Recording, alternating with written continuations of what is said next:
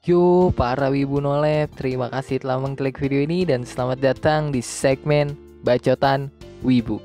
Tadinya sih segmen ini cuma bakal gue isi sama berita perwibuan doang ya, tapi ngelihat dunia perwibuan yang makin kesini malah makin toksik, jadi ya gue mau ngasih sedikit edukasi aja lah, biar otak para wibu tuh sedikit terupgrade. Dan di bacotan wibu kali ini gue mau ngebacot kenapa sih banyak orang yang gak suka sama NTR dan kenapa ada orang yang suka sama NTR.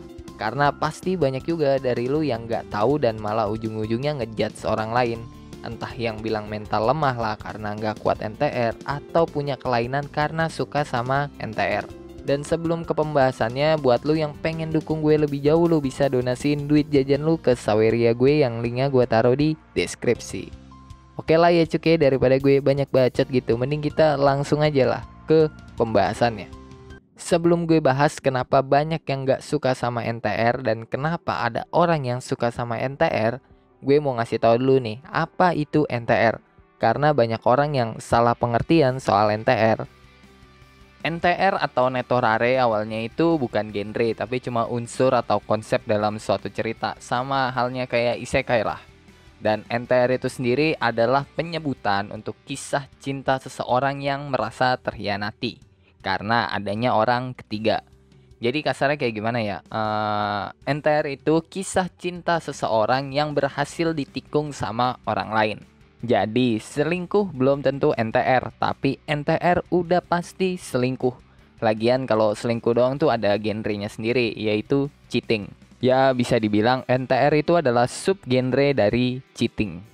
Nah, lu harusnya udah tahu dong NTR itu apa. Kalau lu masih bingung, gue kasih simpelnya aja nih. NTR itu adalah bumbu atau pemanis doang dalam film 18+.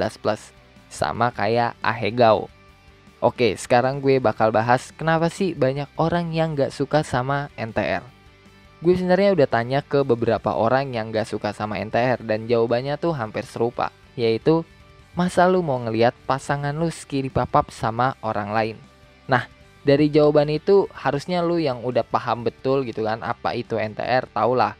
Kalau orang yang gue tanya tuh nggak bener-bener tahu apa itu NTR. Tapi ya udahlah, gue anggap aja cheating sama NTR itu sama di video kali ini. Jadi setelah gue coba tanya beberapa hal kenapa mereka nggak suka sama NTR, gue nemu satu kesamaan, yaitu mereka kalau mendalami sebuah cerita, mau itu manga, LN, WN, anim, atau apapun itulah, selalu ngambil sudut pandang orang pertama. Yang jadinya wajar aja kalau mereka merasa tersakiti karena mereka ngambil sudut pandang orang yang tersakiti. Dan kesimpulannya, kenapa banyak orang yang gak suka sama NTR ya? Karena mereka ngambil sudut pandang orang pertama dan orang yang mereka ambil sudut pandangnya adalah orang yang tersakiti. Dan gak ada tuh yang namanya mental lemah. Mental semua orang pasti lemah kalau ngelihat pasangannya di skidi papap sama orang lain. Mau itu merasa tersakiti atau marah, yang jelas ya mentalnya bakal lemah. Jadi ya wajar aja gitu ada orang yang gak suka sama NTR karena ya mereka ngambil sudut pandang orang pertama.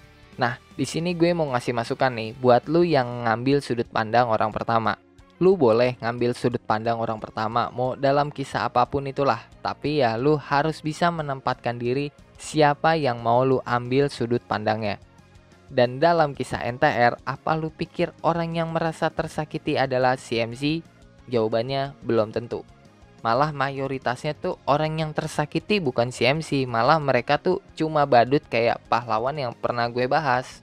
Lu yang ngambil sudut pandang orang yang tersakiti pasti ngambil sudut pandangnya dia karena ya dia good looking. Beda sama orang yang nge-NTR yang kebanyakan malah kelihatan burik padahal dia tuh MC-nya. Nggak percaya? Coba lihat nih seri ini. Buat kaum-kaum pencinta kucing peduli pasti taulah kalau MC dari anime ini adalah yang nge-NTR sekaligus good looking. Dan orang yang nggak suka sama NTR juga banyak yang suka sama seri ini. Kenapa? Ya karena mereka ngambil sudut pandang si ade, bukan si suami. Yang dimana si ade di sini tuh beda sama karakter tukang NTR lain yang pada kelihatan burik, dia malah kelihatan good looking. Jadi intinya secara nggak sadar lu bakal ngambil sudut pandang orang yang good looking. Karena ya itu emang digiring sama pengarangnya biar lu tuh ngambil sudut pandang orang yang tersakiti. Makanya gue kasih masukan, lu tuh belajar buat ngerubah sudut pandang dalam suatu cerita. Lu kalau bisa menikmati sebuah cerita, coba ngambil sudut pandang orang ketiga. Buat yang pernah bikin cerita sama kayak gue, pasti bukan perkara susah lah buat ngerubah sudut pandang kayak gitu, karena ya udah biasa aja ngambil sudut pandang orang ketiga. Sekarang gue bahas kenapa sih ada orang yang suka sama NTR. Gue nanya ke beberapa orang dan mereka punya jawaban yang beda-beda. Jawaban pertama, bosan sama yang vanilla. Hal ini cukup masuk akal buat gue kalau lu ngambil sudut pandang orang ketiga. Buat yang suka make sudut pandang orang ketiga kayak gue, pasti bakal bosan kalau ngelihat suatu cerita dengan konsep yang sama secara terus-menerus. Dan orang kayak gini kebanyakan bukan suka NTR, tapi bisa menikmati semua cerita, kecuali Yaoi dan Yuri. Jawaban kedua, ekspresi dari pasangan yang lagi nge-NTR. Ekspresi dari karakter yang lagi nge-NTR tuh nggak bakal lu temuin di genre vanilla.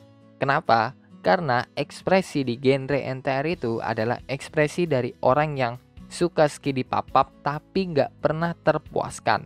Sedangkan di vanilla, lu nggak bakal bisa nemuin ekspresi itu karena dia selalu merasa terpuaskan dengan pasangannya. Jawaban ketiga, punya cerita yang menarik. Buat jawaban yang ini gue akuin, sebagian cerita NTR emang punya cerita yang menarik ketimbang vanilla yang ceritanya gitu-gitu doang yang malah bikin bosen. Buat orang yang suka sama cerita berat, pasti bakal bosen sama cerita vanilla yang konsepnya gitu-gitu aja, karena ya mereka nggak terbiasa dengan konsep ringan, dan hal itu wajar karena mereka punya standar alur cerita yang tinggi dengan catatan khusus cerita, bukan yang mereka alami. Jawaban terakhir, suka aja ngelihat orang tersakiti atau merasa tersakiti. Jujur aja, pas denger jawaban ini gue tuh langsung nyuruh tuh orang buat KRS, karena pasti ada yang salah sama kondisi jiwanya. Buat lu pada, kalau ada yang punya jawaban kayak gini atau lu punya kenalan orang kayak gini, mending cepet-cepet KRS dah sebelum kondisi jiwanya makin parah, karena psikis lu udah kena tuh. Orang yang punya jawaban begini cuma ada dua kondisi. Satu, nggak punya hati. Dua, jiwanya udah sakit. Udah itu aja, nggak ada yang lain. Dan orang kayak gini pantas sih kalau dibilang punya kelainan, karena ya dia emang kelainan anjir. Dan kalau gue ditanya gitu ya, gue ada di tim mana, jawabannya nggak dua-duanya. Gue bisa menikmati cerita vanilla ataupun NTR, karena ya di setiap cerita pasti gue ngambil sudut pandang orang ketiga yang suka ngawasin setiap perkembangan karakter. Dan gue juga nggak punya standar alur cerita yang tinggi-tinggi banget. Gue hampir bisa menikmati semua cerita. Gue bilang hampir ya, nggak semua cerita bisa gue nikmati. Contohnya kayak Yaoi dan Yuri yang tentu aja gue nggak bisa menikmati cerita itu. Dan kalau ngeliat kisah NTR tuh gue kasihan gitu sama orang yang kena NTR. Sakit sih nggak, kasihan aja gitu. Sama kayak waktu gue ngeliat bocah atau lansia yang jualan di pinggir jalan, yang ya kasihan aja gitu ngeliatnya, nggak tega gue ngeliatnya gitulah. Ya kayak gitulah intinya gue ngeliat orang yang kena NTR. Oke lah, mungkin cukup sekian ya Cuk ya untuk pembahasan kali ini. Kalau lu punya pertanyaan, pendapat, saran, requestan, atau bacotan-bacotan gak penting lu pada, lu bisa tulis di kolom komentar. Kalau lu suka sama pembahasan kali ini, lu bisa tekan tombol like. Kalau lu gak suka, lu juga boleh dislike. Gue gak maksa lu buat tekan tombol like. Dan kalau lu masih mau dengerin gue ngebacot, lu bisa subscribe channel ini. Dan sampai jumpa di video selanjutnya, bye bye.